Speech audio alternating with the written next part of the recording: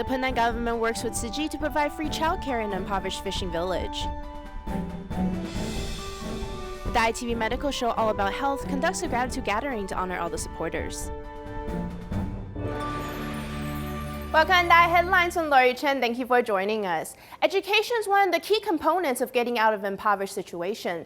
Therefore, last year, Penang Tzu Chi volunteers teamed up with the local government and established the first ever free daycare center in Teluk Bahang. What a historical moment this was. With smiles on their faces, these children arrive at the daycare center in Teluk Bahang. Toiling hard for their poor families, people of Teluk Bahang have no time for their children or paying attention to their education. Tzu Chi volunteers noticed that these children didn't attend school and believed that education was the only way to help them out of poverty. Therefore, Tzu Chi volunteers approached the government for a place to teach these children. On November 1, 2018, the city government of Penang approved the use of 2 classrooms in the local church, and Tzu Chi founded the first free daycare center. 我们每一次进去每一条巷子，无论是大小巷、转弯抹角，这样子一直在走。 Every time we go in the area, no matter what road we turn onto, we see these children, often not wearing clothes and just riding their bicycles or seeming doing nothing at all. Nobody seems to look after them, so we feel we have to try harder to bring education to this community. After the daycare center was set up, it is now run and taught by local people. Chaplain Johari also teaches religion to children. Seeing the children's changes, Johari feels quite pleased. Saya rasa dulu waktu saya jumpa kanak-kanak mereka buat tak kisah. When I met these children in the past, they'd ignore me and do their own things. They ignored and disrespected old people. But with this daycare center, they will approach you, greet you, and kiss your hand. I've seen their changes. While everyone is cleaning in the village before the Ramadan, children of the daycare center promote recycling to villagers. Boleh kutip apa letak di mana? Letak kat belakang market. Apa market? Belakang. Belakang. Oh, belakang. Kita nak melentur bulu. Children must be taught good behavior at young age or will be too late after they grow up. With good education, can these children have the chance to turn their lives around? Ever since Typhoon Haiyan ravaged through the Philippines, Tzu Chi volunteers have been providing continuous love and care to the affected residents living in the Ormoc Great Love Village. Recently, the youth in the village conducted their very own distribution of stationery to help the underprivileged children before they head back to school. Now that is the cycle of great love. The boxes of stationery are for impoverished children.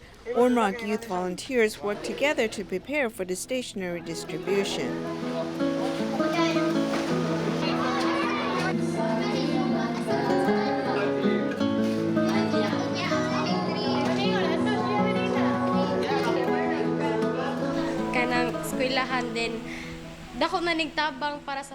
For those families who cannot afford to buy stationery, this is a great help. Tzu Chi is prepared to help the children start their new semester. Para sa umaabot na klase. Nagpasalamat kay Kogdako sa Tzu Chi Foundation nga. We appreciate the Tzu Chi Foundation for providing notebooks and pencils. This is very helpful for my children and other kids at Great Love Village in the new semester. Mga school supply dako ni katabang para nila. Ilang mga pangandoy nga ilang We are able to prepare stationery for them so they can study without worries. I hope in the future they can realize their dreams. For us, we are joyful to help other people. At Tzu Chi's help other people, they also help themselves. Their parents usually work odd jobs and have difficulties paying for their tuition. In the aftermath of Typhoon Haiyan, Tzu Chi volunteers have discovered their difficulties and provided them with scholarships. 我们用助学金来帮他们。 We help them by providing scholarships, but on one condition. From Mondays through Fridays, they can go to school.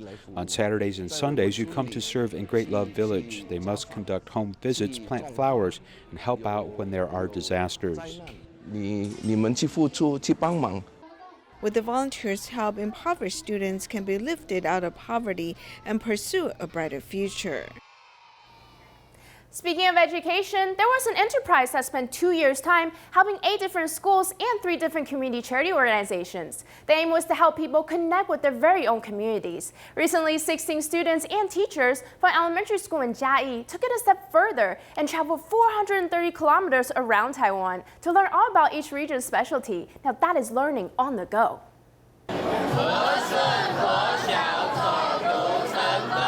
These elementary students have completed the challenge to walk all over Taiwan. They spent 4 months and 7 days to walk through every city and county for a 430-kilometer grand tour, and they are publishing a book now.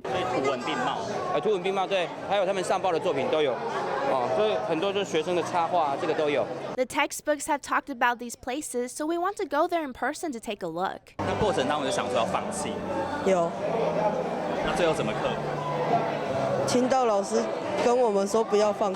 Whenever they are free, we took 2 or 3 days to go, so it didn't affect their studies. We walk about 20 kilometers a day. These seniors from Fulong in Gongliao District, New Taipei City, have also fulfilled their passion. The community construction plan has beautified the environment as well as cheering up these seniors. Before, when we went visit, they all told us that they don't know their neighbors. That's how indifferent they were. They have brought Fulong alive, and I look forward to every Wednesday. The Rainbow Bridge has become a landmark and many tourists came.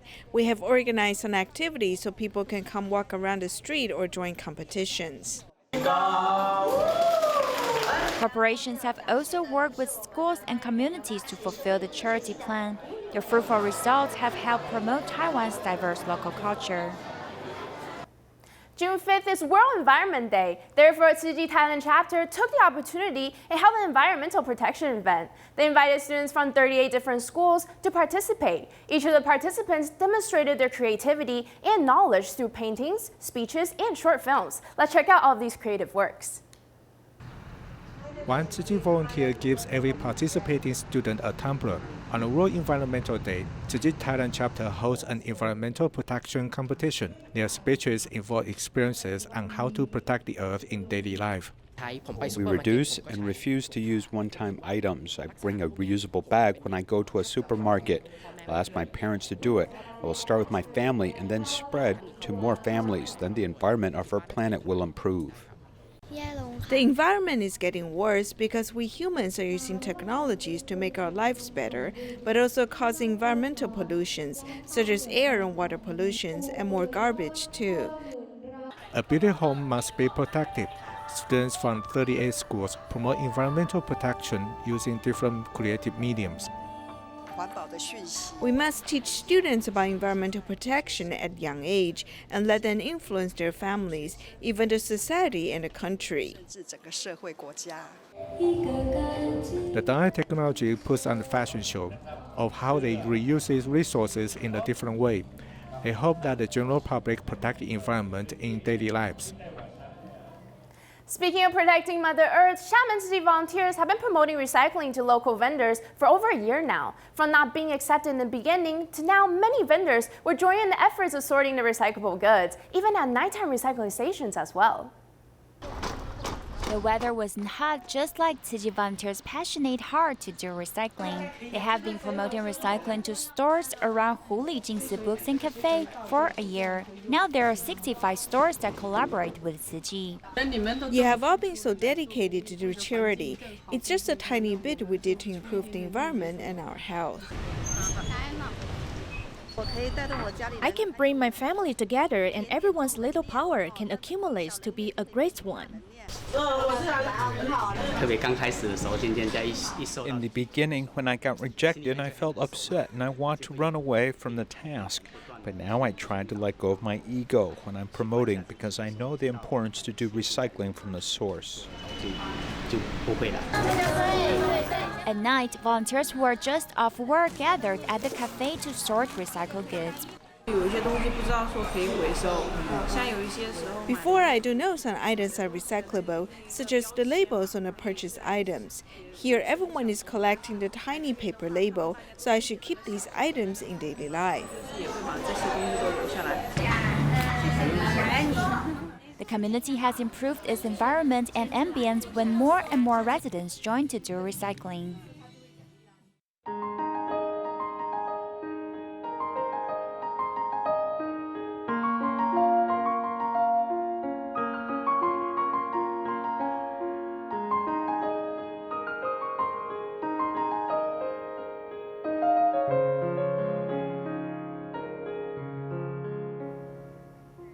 In Indonesia, Tzu Chi volunteers in Tebing Tinggi hosted a Buddha Day ceremony in conjunction with ESIC. Not only were filial piety activities present, but many inmates were among the attendees invited. It was with great hope that the inmates could use this opportunity to repent for their past wrongdoings. It's never too late to repent. Paying respect to the Buddha and refreshing their spirits with Dharma water, Tebing Tinggi Tzu Chi volunteers of Indonesia hosted a Buddha Day ceremony for inmates. Our hope is through participating in the Buddha Day ceremony, the inmates can repent for their past wrongdoings and in turn change their ways in life and be a better version of themselves and won't make the same mistakes again. Through participating in Buddha Day ceremony, I've come to repent for my past. Because of my wrong thinking, I did some bad things. Now I have Tzu Chi's company.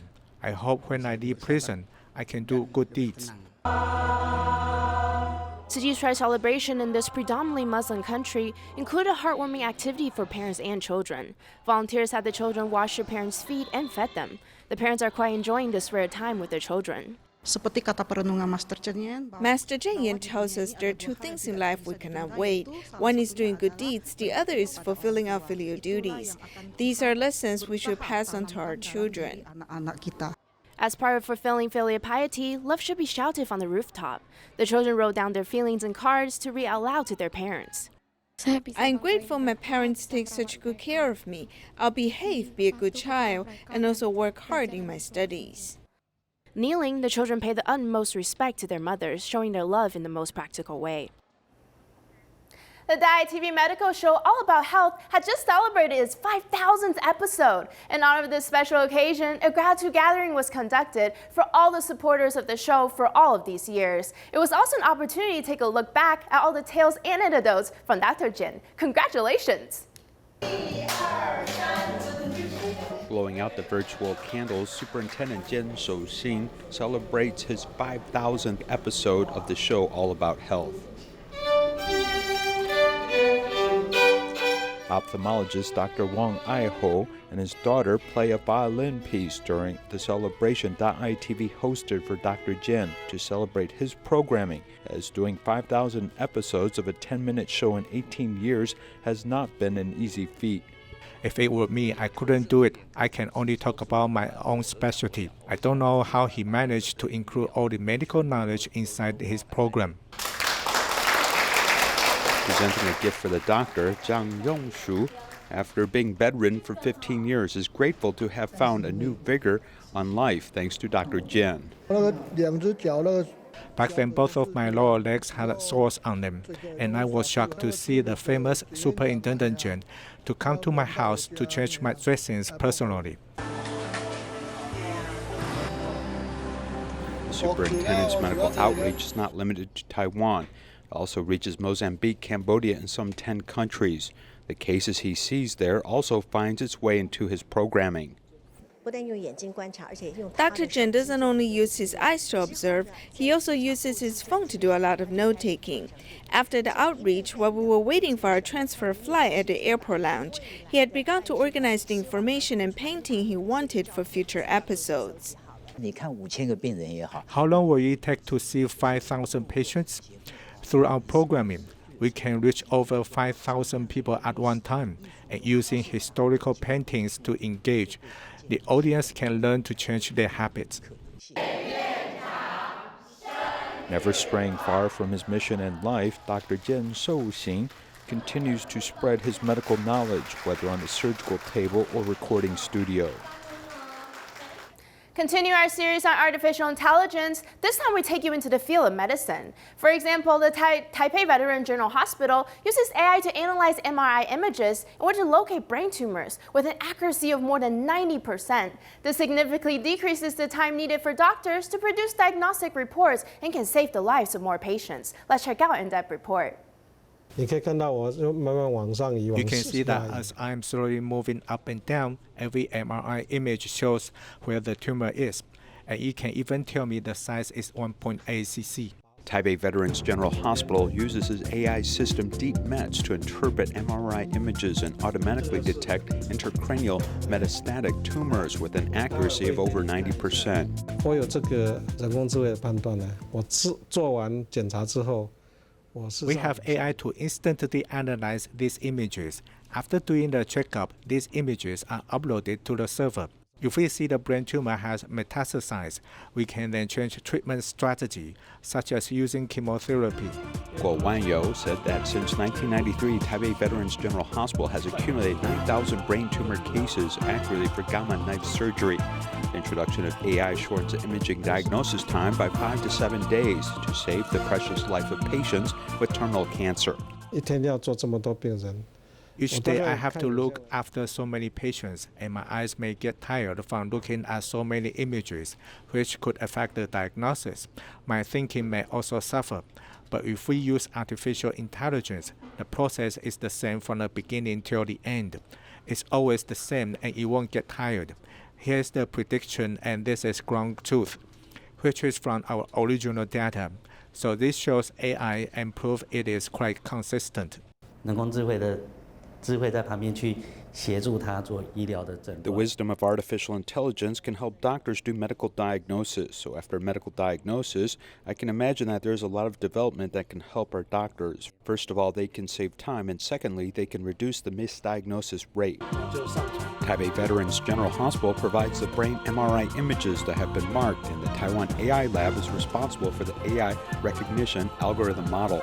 It takes only 30 seconds for AI to automatically go through the patient's hundreds of MRI images to find the location of the tumor. This gives the physician and the patient more immediate and accurate medical assistance. This is the monitor telling us the patient's current situation, his heartbeat, his blood pressure, his breathing, his blood oxygen concentration. The Taipei Medical University Hospital has developed the TED ICU Intelligent Intensive Care System to predict the risk of sepsis 4 hours in advance. Now it is working with an AI lab to further improve the sepsis warning system. These clues for an average doctor are hard to identify. Only a very experienced doctor may be able to find this. At least the AI system can provide a warning. For septicemia in the past, we had to rely on medical staff to regularly take blood. We now have an automated detection of septicemia based upon this medical data. Now we can properly deal with it before it manifests itself. Through the use of artificial intelligence in clinical medicine, Taipei Medical University Hospital gradually developed a more immediate and accurate medical assistance and prediction system. AI medical development is actually taking place step by step. There must be a very complete and detailed electronic medical record system, and then one can begin to systematically collect information. This information is then analyzed and developed. Actually, it is based on basic skills and competencies, which allows us to do more in the future. 我们可以让医生去挑选说，好，我今天我要告诉 We can't let the doctor say, okay, I'm going to tell my robot apprentice something today and has to learn what I teach. To a certain degree, what can be achieved through an AI algorithm. We will label it and then check the score of the result. This tells us the accuracy of our AI algorithm. With the help of artificial intelligence, along with remote communication technology, there's a chance to solve problems, a medical labor shortage in both cities and rural areas in the future. Did you know that for people who suffer from single-sided deafness, they are not qualified to receive disability benefits? As a matter of fact, this isn't just a phenomenon in Taiwan, it is actually the same status internationally. However, individuals who suffer from SSD has an extremely hard time going about their everyday lives. So what is the Ministry of Health and Welfare going to do about this rising issue? Let's check out a report.